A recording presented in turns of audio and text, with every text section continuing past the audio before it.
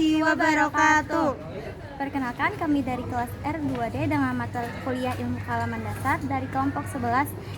Sebelum itu, kami ingin memperkenalkan diri terlebih dahulu. Perkenalkan, nama saya Sarah Hirunisa dengan NPM 2024145 dan teman Saya Chelsea Olivia Jovanka dengan NPM 20024 145000207. Kami ingin mempresentasikan mengenai Di sini saya ingin menjelaskan mengenai ekosistem. Pengertian ekosistem. Ekosistem adalah suatu sistem ideologi yang terbentuk oleh hubungan timbal balik yang tak terpisahkan antara makhluk hidup satu, komunitas biotik dan lingkungannya, komponen abiotik. Dalam ekosistem terjadi interaksi kompleks antara berbagai komponen baik yang hidup maupun yang tidak hidup, yang saling mempengaruhi dan membentuk suatu kesatuan fungsional. Dua ialah simbiosis. Simbiosis dibagi menjadi 4. Yang pertama ialah simbiosis komensalis. Di dalam komensalisme, satu makhluk hidup memperoleh keuntungan sementara, yang lainnya tidak mengalami kerugian. Yang kedua ialah mutualisme. Adalah hubungan simbiosis kedua dalam mana kedua jenis makhluk hidup saling memperoleh manfaat. Yang ketiga ialah parasitisme. Di parasitisme, suatu makhluk hidup akan bergantung pada dan merugikan makhluk hidup lainnya yang disebut sebagai inang. Komponen dan interaksi dalam ekosistem. Komponen dan interaksi dalam ekosistem dibagi menjadi 2, yaitu yang pertama komponen biotik dan yang kedua yaitu komponen abiotik. Yang pertama, komponen biotik. Komponen biotik adalah komponen yang meliputi semua makhluk hidup yang ada di bumi, yaitu tumbuhan, manusia, dan mikroorganisme. Yang kedua ialah komponen abiotik. Komponen abiotik adalah komponen yang tidak hidup yang berada di sekitar makhluk hidup. Contohnya, sinar matahari, air, angin, pH, dan lain-lain. Interaksi antar organisme. Interaksi antar organisme dibagi menjadi 2. Yang pertama ialah netral dan yang kedua adalah simbiosis. Pertama, netral. Netral adalah interaksi antar organisme netral atau yang dikenal sebagai netralisme. Adalah jenis hubungan antara makhluk hidup di mana tidak ada pihak yang diuntungkan maupun dirugikan. Yang kedua, simbiosis adalah interaksi jangka panjang antara dua atau lebih organisme biologis yang berbeda. Organisme yang terlibat dalam simbiosis tersebut, simbiosis dapat bersifat menguntungkan, merugikan, dan tidak berpengaruh bagi salah satu atau kedua simbion. Berikutnya saya akan menjelaskan mengenai interaksi antar populasi. Yang pertama, kompetisi adalah hubungan antara dua populasi yang memiliki kepentingan yang sama sehingga terjadi persaingan. Dan yang kedua yaitu alelopati, merupakan interaksi antar populasi bila populasi yang satu menghasilkan zat yang dapat menghalangi timbulnya populasi lain. Interaksi antar komunitas adalah kumpulan populasi yang berbeda di satu tempat yang sama dan saling menjalin interaksi. Interaksi dalam ekosistem yang melibatkan komunitas sangat kompleks sebab tak hanya melibatkan bermacam-macam organisme, tetapi juga melibatkan aliran makanan juga energi. Interaksi antar individu merupakan interaksi antara individu satu dengan individu lainnya, baik yang berspesies sama maupun dengan spesies yang berbeda. Yang terakhir ada interaksi antara komponen biotik dan abiotik yang dapat terjadi melalui peristiwa. Biotik, yang pertama ada komunikasi. Hewan menggunakan rangsangan visual, suara, bau, dan sentuhan untuk berkomunikasi dan meningkatkan peluang kelangsungannya reproduksi dalam suatu spesies. Yang kedua, hibernasi. Berbagai hewan beradaptasi dengan habitat melalui hibernasi, yaitu memasuki fase kurang aktif untuk bertahan selama musim dingin atau waktu musim kering. Terus ada juga abiotik. Yang pertama, interaksi cahaya dan tanaman. Cahaya dari matahari digunakan oleh tanaman melalui proses fotosintesis untuk meningkatkan produksi makanan. Yang kedua ada interaksi kelembapan dan pertumbuhan tanah. Tingkat kelembapan tinggi dapat mendorong pertumbuhan mikroorganisme di tanah yang akan meningkatkan sifat tanah yang baik bagi sebagian tumbuhan tertentu. Berikut hasil penilaian terkait ekosistem di Indonesia. Penilaian mengenai ekosistem di Indonesia biasanya akan mempertimbangkan banyak beberapa faktor kunci seperti keragaman hayati, kesehatan ekonomi, dan tingkat degradasi ekologis. Ekosistem di Indonesia sangat kaya akan hayati yang unik, sehingga penting untuk melestarikan dan melakukan konservasi untuk mempertahankan keanekaragaman hayati serta kesehatan ekosistem. Namun, di sisi lain, Indonesia juga menghadapi banyak tantangan, termasuk deforestasi, penerbangan liar, pembukaan pertambangan secara masif, dan masalah limbah serta polusi.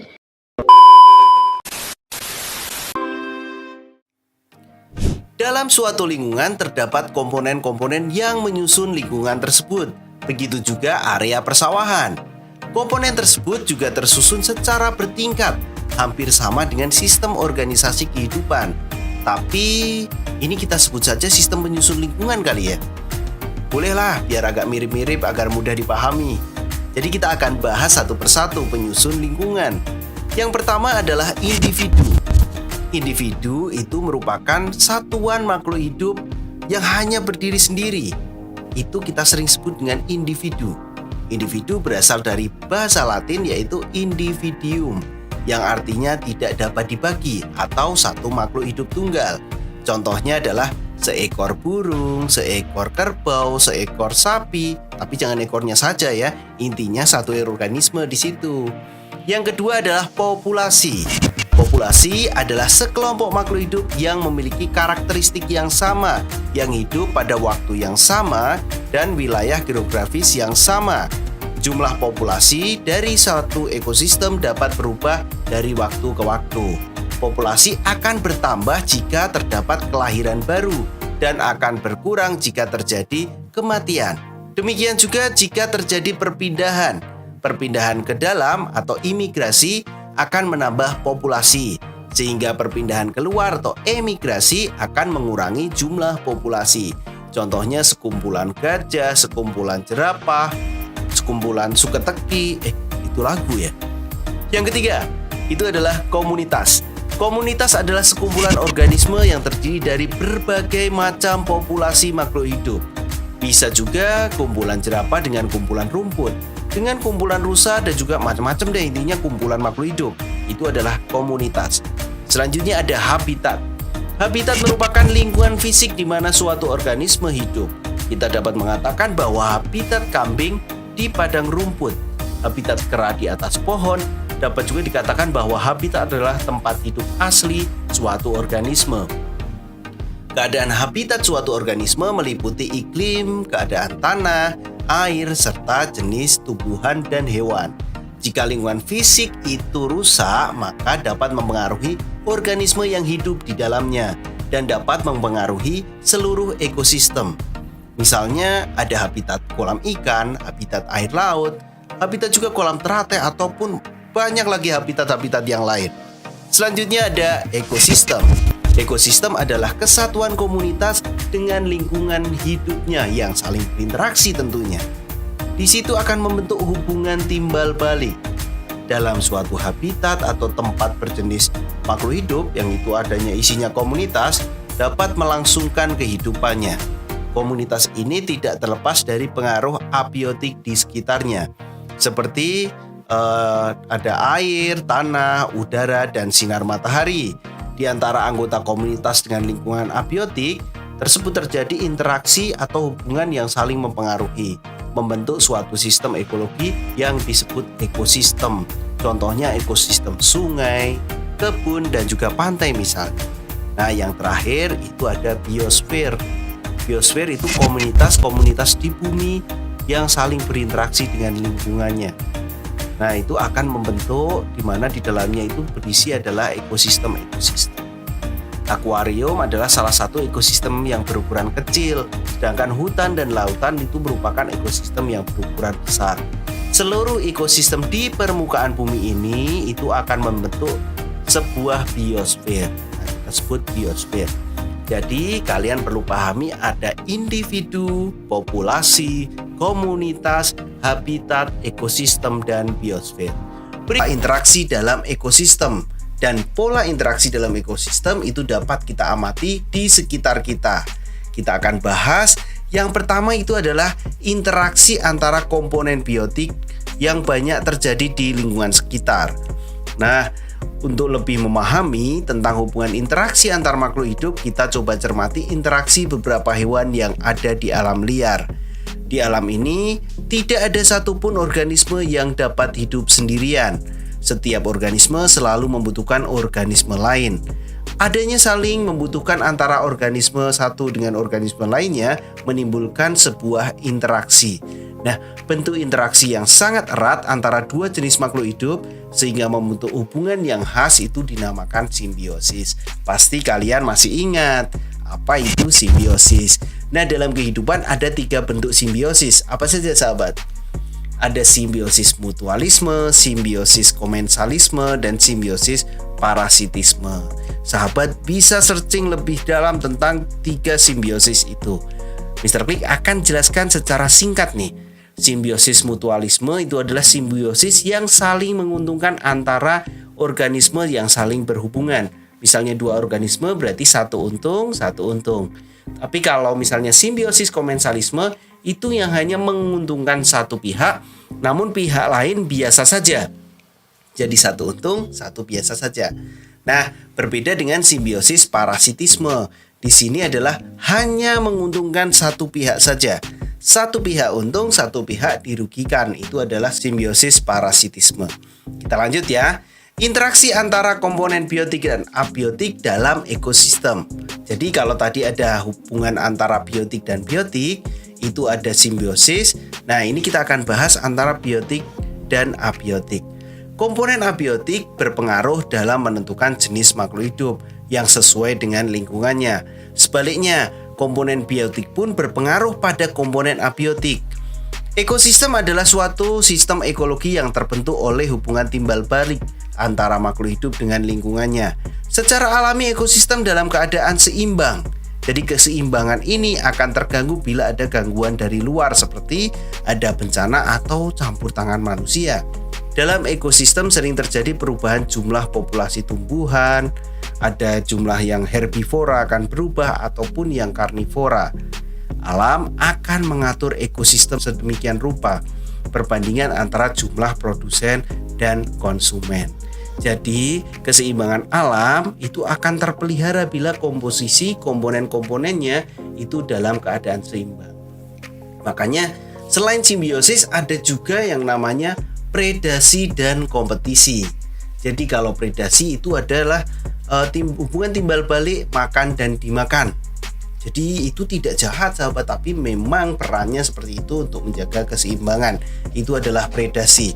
Ada juga kompetisi, yaitu antara dua pemangsa ini saling bersaing untuk mendapatkan makanan. Itu adalah hubungan timbal baliknya. Ada simbiosis, predasi, dan kompetisi. Nah, untuk menjaga keseimbangan pada ekosistem, maka terjadi peristiwa makan dan dimakan. Hal ini bertujuan untuk mengendalikan populasi suatu organisme. Peristiwa makan dan dimakan antara makhluk hidup dalam suatu ekosistem akan membentuk rantai makanan dan jaring-jaring makanan. Kita akan bahas nih, apa itu rantai makanan. Nah, coba perhatikan rantai makanan berikut. Dalam suatu ekosistem terjadi peristiwa makan dan dimakan dalam satu garis lurus yang disebut rantai makanan. Rantai makanan ini terjadi jika suatu jenis produsen dimakan oleh satu jenis konsumen pertama, dan konsumen pertama akan dimakan oleh konsumen jenis kedua dan seterusnya, hingga nantinya ada pemakan terakhir yaitu konsumen puncak. Rantai makanan terjadi di berbagai ekosistem. Di antaranya rantai makanan tersebut terdapat pengurai, karena pada akhirnya semua makhluk hidup akan mati dan diuraikan oleh pengurai. Ketika rantai makanan ini bergabung satu dengan yang lainnya akan membentuk jaring-jaring makanan. Di alam ini produsen tidak hanya dimakan oleh satu jenis konsumen saja, tapi bisa dimakan oleh lebih dari satu jenis konsumen pertama.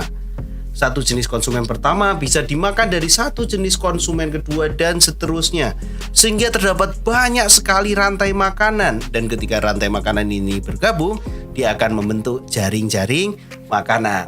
Nah, ada model lain selain jaring-jaring makanan, ada yang disebut dengan piramida makanan. Apakah sahabat dapat memprediksi apakah yang akan terjadi apabila salah satu organisme tidak tersedia di alam? Apakah yang akan terjadi jika produsen dalam suatu ekosistem punah? Dalam ekosistem yang seimbang, jumlah produsen pasti lebih banyak daripada jumlah konsumen tingkat 1, jumlah konsumen tingkat 2, dan seterusnya. Jadi sehingga bentuknya adalah berbentuk piramida. Produsen ada di paling bawah. Hal ini disebabkan oleh hilangnya energi pada setiap tingkatan makanan. Jika rantai makanan digambarkan dari produsen sampai konsumen tingkat tinggi, maka akan terbentuk suatu piramida makanan. Selanjutnya kita akan membahas macam-macam ekosistem. Tahukah sahabat bahwa ekosistem yang terdapat di dunia ini sangat beragam berdasarkan proses terbentuknya. Ekosistem dibedakan atas dua macam, yaitu ekosistem alami dan ekosistem buatan. Ekosistem alami yaitu ekosistem yang terbentuk secara alami tanpa campur tangan manusia, misalnya laut, hutan, sungai, dan gurun. Berbeda dengan ekosistem buatan, yaitu ekosistem yang sengaja dibuat oleh manusia, misalnya waduk, kolam, dan akuarium. Nah, sebenarnya proses interaksi abiotik dan biotik di dalam ekosistem itu adalah menjaga keseimbangan. Jadi, ada yang namanya predasi, kompetisi, dan juga simbiosis. Jadi bukan jahat atau tidak ya. Jadi bukan sadis-sadisan atau tiga-tigaan gitu. Jadi itu adalah proses rantai makanan yang di dalamnya ada simbiosis, ada predasi, dan kompetisi.